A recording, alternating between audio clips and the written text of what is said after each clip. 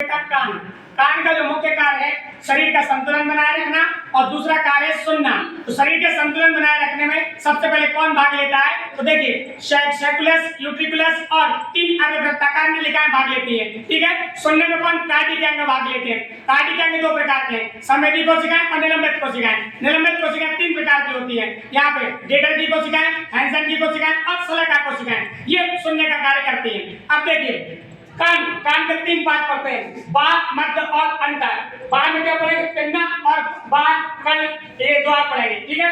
Pinna ये स्तनधारियों में विकसित होता है, लेकिन बेलसी में ये नहीं होता, याद रखना है ना, आ सकता है।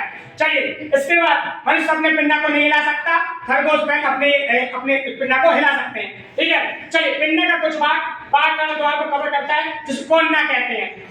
बाह्य कर्ण की लंबाई होती है 24 mm। अब आते हैं अंतःकर्ण पे। ठीक है। अंतःकर्ण में बाहर से अंदर की ओर जो अस्थियां होती हैं वो कौन सी होती है? मेलियस, इनकस और स्टेपिस। और अंदर से बाहर की ओर पलट जाएगा, स्टेपिस, इनकस और मेलियस आएगा। ठीक है। अब इनके आकार देखिए, जो मेलियस होती है वो हथौड़े के आकार की जैसी होती है, इनकस निहाई के आकार की और स्टेपिस घोड़े के नाल की होती है। एक क्वेश्चन तो सभी को पता है, सबसे छोटी होती है। ठीक है। इसके बाद आते हैं अपन अंतःकर्ण। अंतःकर्ण 2 प्रकार के होते हैं, आस्टल लैमिनेट और मेम्ब्रेन लैमिनेट।